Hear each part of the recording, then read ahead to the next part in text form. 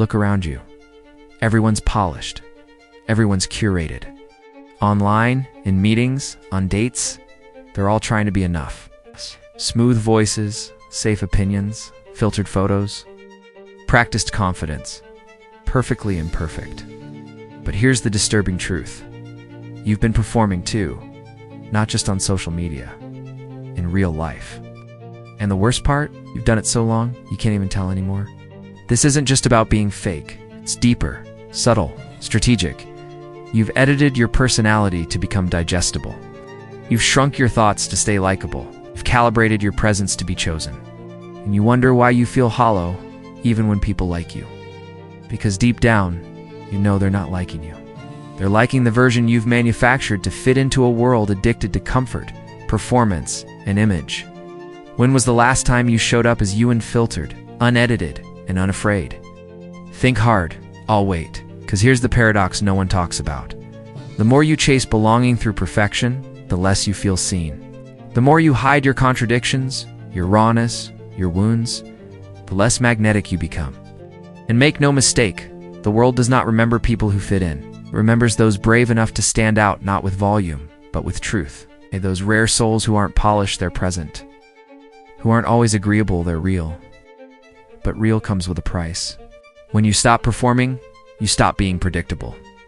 When you stop chasing validation, you become hard to control.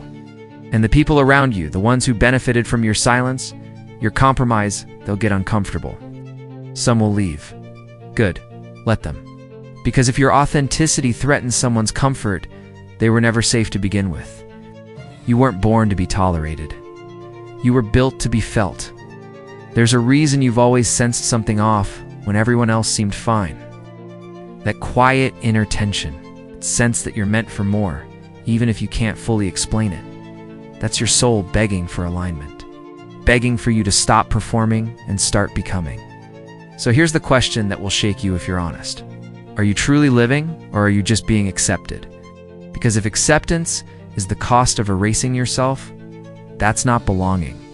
That's betrayal, and the only way out is through the fire of truth. Not to destroy who you've been, but to remember who you were before the performance began. This isn't about rebellion, it's about returning. To the you that was never meant to be filtered. To the version of you that isn't easy to digest because he's finally unapologetically whole. Let's begin. Perfection is a lie that's been dressed up as virtue. It whispers that if you just try a little harder, edit a little more, smooth out the edges, you'll finally be enough. But what if I told you that chasing perfection is exactly what's making you forgettable? Let that sink in. Because perfection doesn't attract. It intimidates. It distances. Ow.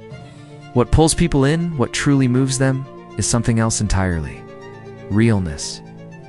Oscar Wilde said it best. Be yourself. Everyone else is already taken. Seems simple, right? But in reality, most people are terrified to be themselves. They'd rather be accepted for a version of them that isn't true than risk being rejected for who they really are. That's not connection, that's survival. Let's get one thing straight.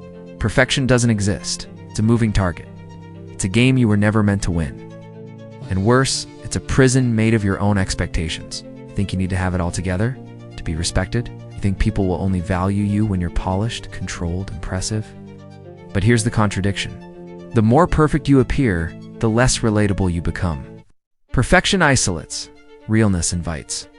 And people crave what's real. They're starved for it in a world drowning in filters and copy-paste identities. That nervous laugh you try to suppress, that weird opinion you don't say because it's too much, that scar, that failure, that thing you think makes you unlovable, that's your power. Dr. Brown, who spent decades researching vulnerability, said, "Imperfections are not inadequacies. They are reminders that we're all in this together." When you stop pretending, you give people permission to exhale. You stop being a performance and become a presence. Presence, genuine presence, is unforgettable. But I get it. Being real is risky. It exposes you, strips the armor, and it forces you to admit, this is me. No mask, no script, no backup plan. That's where most people freeze. Because being perfect means you can't be criticized, but being real, that means you can be hurt. And yet, paradoxically, that's where strength is born. Carl Jung warned us. The most terrifying thing is to accept oneself completely. Terrifying, yes, but it's also liberating. Because once you stop chasing perfection, you start discovering wholeness. Not a sanitized, PR-friendly version of you, but the version that feels, that struggles, that laughs too loud, that fails and tries again anyway. So ask yourself, are you hiding behind an image? Or are you willing to be seen for who you truly are? Because the moment you choose to be real, not perfect, you stop needing to impress and start becoming someone impossible to ignore. Not flawless, just honest. And in this world, that's rare. That's powerful. #2. Don't perform for the world. It doesn't pay you back. Let's tell the truth. You've been performing not on a stage, not in costumes, but every damn day at work, in relationships, even when you're alone. You laugh when something isn't funny. You nod when you disagree. You downplay your wins to seem humble and swallow your truth to stay pleasant. And for what? To keep the peace? To fit in? To be liked? Here's the hard part. The world you, bending over backward to please doesn't care enough to notice, and it sure as hell won't repay the cost of your self-betrayal. Care about what other people think and you will always be their prisoner. Lao Tzu, most people don't realize they're performing. It becomes muscle memory, a reflex rooted in survival. From childhood, from culture, from heartbreak. But over time, the act becomes the identity. You stop being real and start being digestible. You've curated your emotions like a social media feed. You only share the palatable. You suppress what's messy. You've become a safe version of yourself. But safe isn't honest, and safe doesn't connect. Let's go deeper. Why do you think this act is necessary? Because we've been conditioned to believe that being fully seen is dangerous. That rawness repels. That authenticity threatens. So we armor up in smiles and politeness, and I'm fine. And slowly, you forget who you were before you had to perform. That's the tragedy. Most people are other people. Their thoughts are someone else's opinions, their lives a mimicry, their passions a quotation. Oscar Wilde, every time you perform, you trade a piece of your integrity for approval. And that approval, it's fleeting, shallow, addictive. You become a character in your own life, applauded for a role you didn't even audition for. And let's be real, performers burn out. Because faking it is exhausting, especially when the applause never really fills you, especially when you go home and feel hollow in your own skin. That's when the cracks show. That's when you realize you've been betraying yourself just to belong. So what's the alternative? Stop performing. Start showing up. Not as a persona, but as a person. Some people will be uncomfortable. Yes, you'll lose the favor of those who preferred the mask. Let them go. Because if they like the version of you that wasn't real, they never really liked you at all. Here's what's wild. The moment you stop performing, you become magnetic. Not because you're perfect, but because you're present. People feel it, and they lean in, they trust it, and you finally feel peace. So ask yourself, what's the cost of staying in character? And are you still willing to pay it? Because the world won't write you a check for playing it safe. But your soul will send you the bill for every day you pretend. Don't wait for permission to be real. The mask is heavy. Put it down.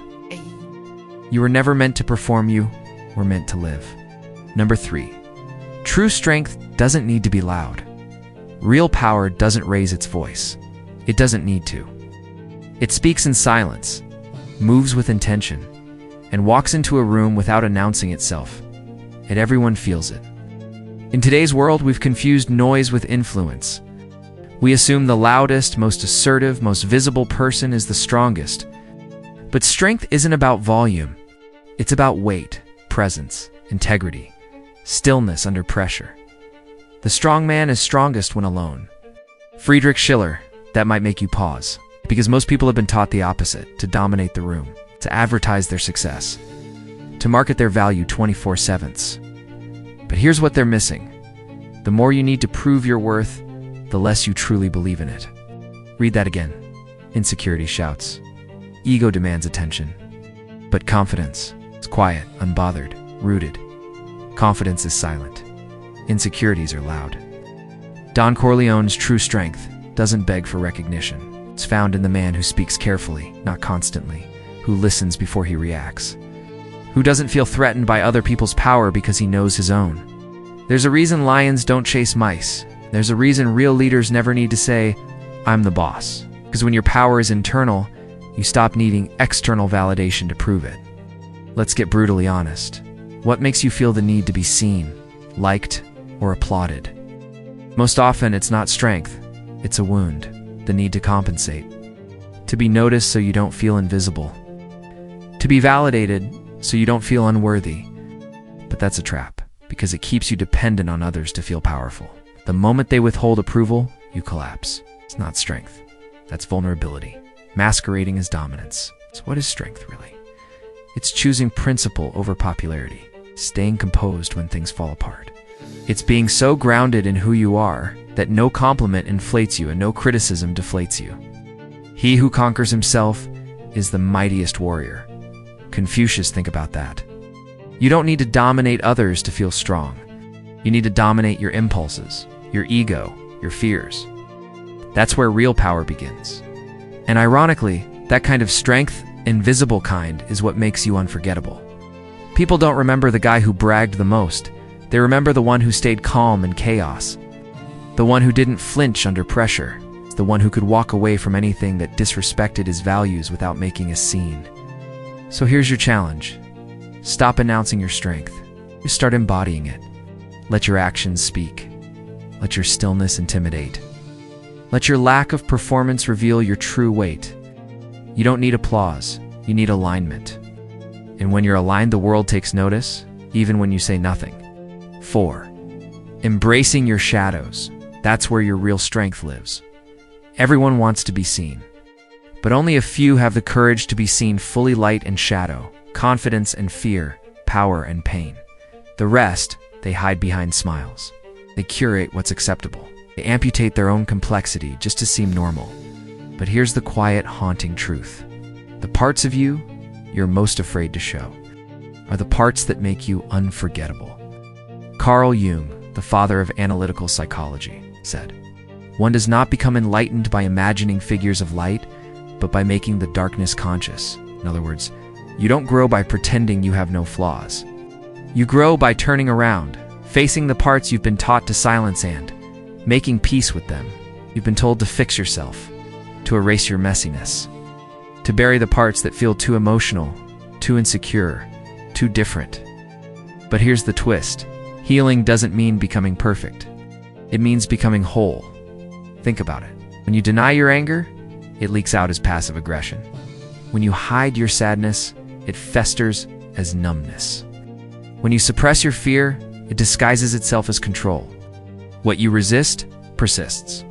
What you accept transforms. Carl Jung, your darkness doesn't disappear when you ignore it. It just takes on new, quieter forms: anxiety, avoidance, inauthenticity, until one day you wake up and no longer recognize the person you've become. Strength isn't pretending your shadow doesn't exist. Strength is walking into the room with it, beside you, and owning it. Why? Because people can feel when you're hiding. They may not say it, but they feel the mask. It creates distance, doubt, disconnection. But when someone meets you on, they can sense that you're real, fully integrated, not trying to hide your flaws. They relax, because you just gave them permission to be human too. There is a crack in everything. That's how the light gets in. Leonard Cohen, your cracks are where your wisdom lives. The breakups you thought would destroy you, they taught you boundaries. The job you failed at, it taught you humility. The shame you carry, it taught you empathy. These are not weaknesses, they're credentials. But you must stop treating them like stains and start treating them like symbols of survival. You're not here to be clean and untouchable. You're here to be honest and alive. Let's take it further. People who changed your life, were they the flawless ones, or the ones who let you see them cry? The ones who told the truth even when their voice shook? The ones who made you feel less alone in your own shadows? Exactly. You don't connect through perfection. You connect through shared humanity. It's through stories that are raw, unedited, and real. So ask yourself, what part of you have you been hiding out of fear it would make you less? What if that part is exactly what someone else needs to hear to feel less broken? There's power in saying, yes, I've failed. Yes, I've struggled. And yes, I'm still here. That's not weakness. That's resilience. And it's magnetic. So stop auditioning for a version of life that requires you to shrink. Start integrating all of who you are, especially the messy, complicated, beautiful parts. That's where your strength lives, not in your image, but in your truth and the world. It doesn't need more perfect people. It needs more real ones. 5. Do not wait to be chosen. Be the one who decides, since childhood. We have been trained to raise our hands and wait to be picked, to sit quietly, to be agreeable, to impress the right people, and hope they choose us for the team, for the promotion, for love. But somewhere along the way, most people forget a fundamental truth. You were never supposed to wait. You were meant to choose. Waiting to be chosen is a dangerous mindset. It places your worth in someone else's hands. Right. It says, I am valuable if you see me. It says, I matter if you say I do. Right. And that right there is how most people lose themselves. As long as you live, keep learning how to live. Seneca, part of learning how to live is learning how to stop begging for belonging. Because when you crave acceptance more than authenticity, you become whatever the room needs. You shapeshift. You minimize. Ow. You water yourself down so you will not be too much. But here's the cost. When you are always adapting to be accepted, you are never truly known. And if you are not known, you cannot be loved, only tolerated. Let that settle in. Choosing yourself does not mean arrogance. It means alignment. It means waking up one day and saying, I am no longer asking for permission to exist. I am no longer performing for approval I never needed. There is a shift that happens the moment you reclaim that power. Instead of asking, do they like me? You begin asking, do they align with who I am becoming? And that changes everything. Because when you are focused on being chosen, you give access to anyone who shows interest. You let energy vampires in. You entertain half-hearted love. You tolerate inconsistency. But when you know your worth, when you step into the role of the chooser, you filter everything through your standards, not your fears. The privilege of a lifetime is to become who you truly are. Carl Jung. And when you become who you truly are, you stop giving discounts on your presence. You stop showing up in places that do not value what you bring. You stop settling for relationships, jobs, and friendships that drain you. Instead, you begin to ask, does this space deserve my energy? Does this person earn my time, my vulnerability, my truth? This is not cold. It is clarity. Most people live on autopilot, hoping someone will choose them and give their life meaning. But meaning is not given. It is chosen. It is built. You're not a product waiting to be picked off a shelf. You are a whole human being, complex, evolving, powerful, and the people who are meant for you. They do not need convincing. They do not need performance. They feel your presence. They respect your boundaries. They rise to meet your standard, not drag you below it. Teach people how to treat you by what you tolerate. Tony Gaskin, so the next time you feel tempted to shrink for acceptance, pause. Ask yourself, is this me? Or is this the version of me that is easier to digest? Because your job in this life is not to be digestible. It is to be real, whole, intentional. Stop waiting. Start choosing. That is where your power begins. And when you stand in that power, you no longer chase belonging. You attract resonance. You stop auditioning. You start living. The world does not need another person trying to be picked. It needs someone who finally, boldly, chooses themselves. 6. Do not be afraid of being too much your intensity. It's what makes you unforgettable. In a world that rewards politeness, moderation, and staying within the lines, being intense feels dangerous. You've likely been told this before. You are too emotional. You care too much. You are exhausting. And so little by little, you toned it down. You learned to mute your voice. You learned to ration your excitement. You learned to shrink your passion so others would not feel uncomfortable. But here's the truth no one told you. Your intensity is not a flaw. It is your gift. Carl Jung once said, there is no coming to consciousness without pain. What he meant was this. Growth requires depth. It requires emotion. It requires the kind of honesty that most people avoid. And if you have always felt things deeply, expressed yourself passionately, cared about things that others brushed off. You are not broken. You are awake. Intensity makes people uncomfortable because it demands presence. When you walk into a room with your full self, your heart open, your voice unfiltered, your energy uncontained, people either rise to meet you or retreat to avoid you. That is not your problem. That is their choice. Do not ever apologize for being fully engaged with life. The people who label you too much are often the ones too afraid to feel deeply themselves. The opposite of love is not hate, it is indifference. Elie Wiesel in you. You are not indifferent. You show up. You care. You burn bright even when it is easier to stay cool and detached. That is rare. That is unforgettable. Intensity is not about drama. It is about depth. It is the courage to stay open in a world that teaches you to shut down. It is the willingness to say what others avoid. It is the refusal to numb, detach, and drift through life half asleep. Yes, your fire will scare some people, but those are not your people. Your people are the ones who see your depth and feel safe inside it. The ones who do not flinch when you are honest. The ones who match your emotional frequency, not mute it. Do not ask yourself what the world needs. Ask yourself what makes you come alive and go do that. Because what the world needs is people who have come alive. Howard Thurman. The world needs your fire, not your filters. It needs your tears, your laughter, your convictions, your hunger to understand and be understood. Stop deluding yourself to make others comfortable. Stop apologizing for feeling things deeply. Stop editing your soul into bite-sized pieces that are easier to consume. The right people do not want the watered-down version of you. They want the whole experience. They want the version of you that lives with intensity, loves with boldness, and speaks with conviction.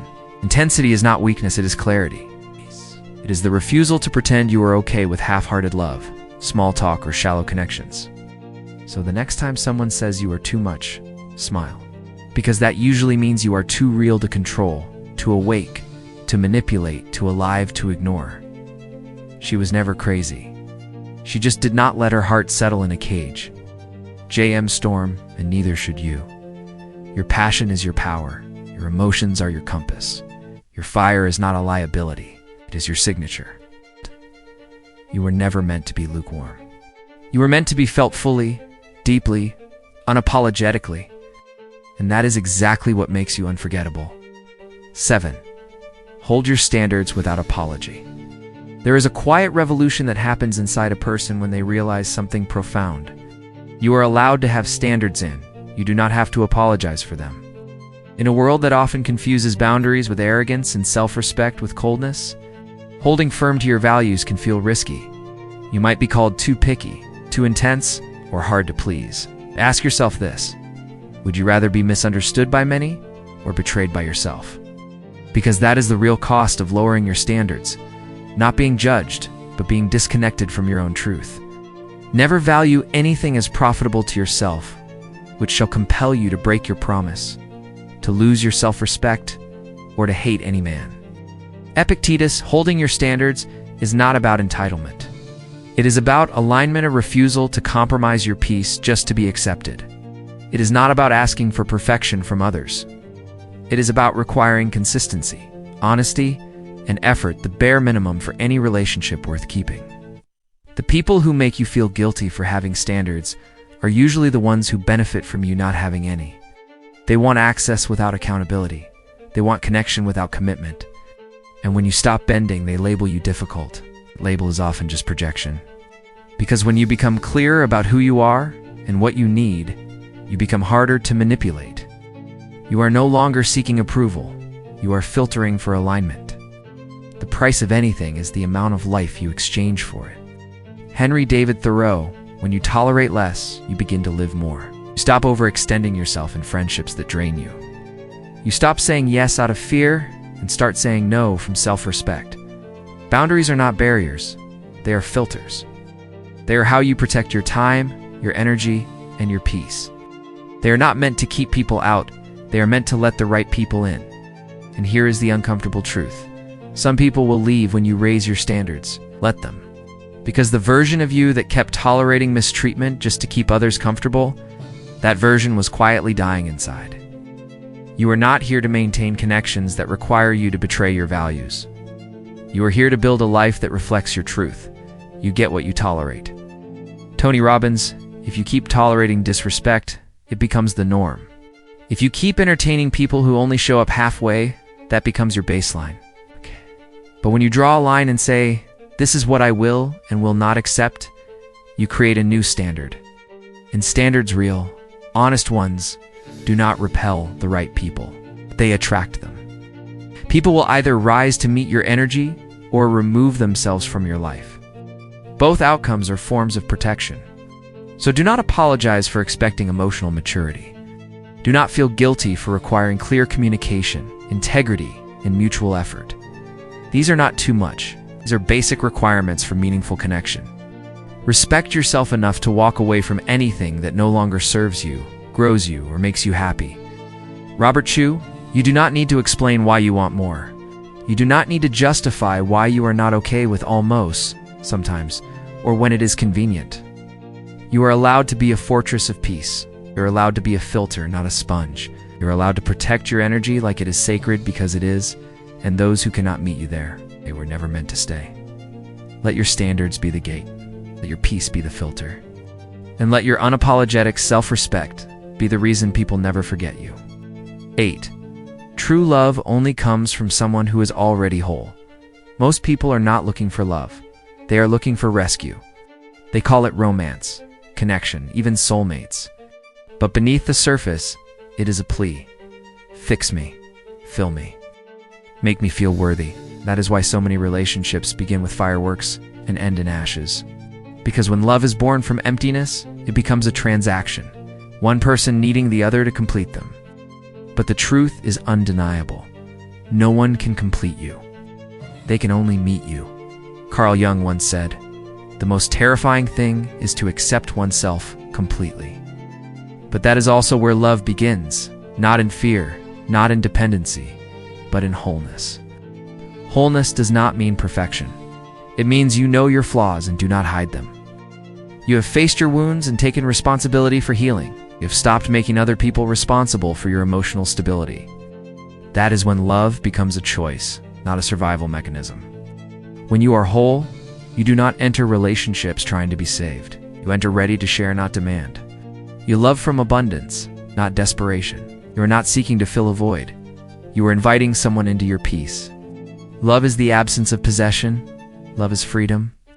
I'll show when you love from a place of lack, it often turns into control. You become afraid to lose the other person because you believe they hold your worth. You chase, you cling, compromise your identity. And eventually, the weight becomes unbearable for both people. But when love flows from someone who has already come home to themselves, it does not suffocate supports.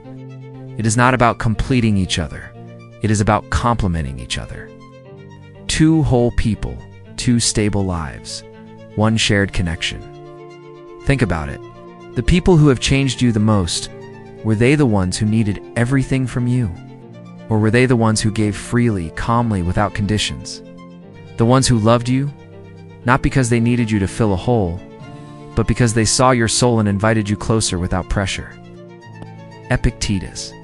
And that includes emotional education, the kind that teaches you to stop seeking love as medicine and start seeing it as a reflection of inner peace. When you are whole, you do not fear being alone. You are not rushing to find someone because you believe your life is incomplete. You have created a life that you love, and if someone joins you, it is a bonus, not a lifeline. That is what makes love powerful. It is not needed, it is chosen. And because it is chosen, it becomes sacred. So ask yourself, are you giving love from a wound or from wisdom? Are you chasing connection to avoid being with yourself, or are you sharing your life because it is already full? Do not rush to love someone else until you have sat in silence long enough to love yourself. Do not offer your heart as a bargain for healing. Offer it as a gift from someone who has already done the work. You cannot pour from an empty cup. Unknown, so fill yours. With truth, clarity, the peace that is not dependent on anyone staying or going. Because when you love from wholeness, you do not beg to be seen. You radiate, and the right ones, they will not try to possess your light. They will protect it and match it with their own. That is true love. Not desperate, not consuming, but steady, rooted, expansive. Love is not about finding your other half. It is about becoming whole and choosing someone who already is. Conclusion. Never sell yourself just to be accepted. There comes a moment in every life when a quiet question rises to the surface, one most people spend years avoiding. What did you trade for acceptance? Was it your voice, your truth, your creativity, your joy, your self-respect? Subtle ways we are taught that approval is a currency, and to earn it, we must perform. Smile more, say less. Shrink your edges, soften your fire. Make yourself smaller, quieter, easier to digest. But here's the brutal truth. Every time you shrink to be accepted, you lose something that cannot be replaced: yourself. To be yourself in a world that is constantly trying to make you something else is the greatest accomplishment. Ralph Waldo Emerson, acceptance bought at the price of authenticity is not real. It is rented. The rent is paid with anxiety, confusion, and quiet resentment. You wake up one day, surrounded by people who know a version of you that is not even real, and worse. You feel stuck performing for an audience that never claps loud enough to make you feel seen. That is the cost of abandoning yourself. You may gain connection, but it is hollow. You may feel needed, but not known. You may be praised, but not truly loved. Be as you wish to seem. Socrates, in other words, stop pretending. Do not become so skilled at adaptation that you forget who you were before the world told you who to be. Ask yourself, would you rather be celebrated for your mask core? Cherished for your truth? The answer seems obvious, yet few people live it. Why? Because being real comes with risk. It means not everyone will like you. It means some people will leave. It means the version of your life built on performance may start to fall apart. Good. Let it. Let what was built on pretending collapse, so what is built on truth can begin. This is not rebellion. This is returning. Returning to the you that is unfiltered, unedited, and unashamed. The you that does not flinch when others disagree. The you that holds space for complexity, contradiction, and depth. When you show up authentic, you create the space for others to do the same. Walk in your truth. Anonymous, when you stop selling yourself for acceptance, you start attracting people who resonate with your real energy. Not the ones who tolerate you when you are agreeable. The ones who honor you when you are fully expressed. It is a shift from being liked by many to being known by a few, and that is where real peace lives. So stop apologizing for your standards. Stop shrinking your voice for approval. Stop editing your emotions to be less inconvenient. You were not made to fit. You were made to stand. Your time is limited, so do not waste it living someone else's life. Steve Jobs, let this be your moment. The moment you stop outsourcing your value to others. The moment you stop asking for permission to be powerful. The moment you reclaim your story and write it in your own voice. You will lose people, but you will find yourself. And when that happens, you will realize it was never about being accepted. It was about being real and finding the courage to let that be enough. Because the truth is this: you were never meant to be a copy. You were meant to be a force. And forces do not ask to be accepted. They create their own space.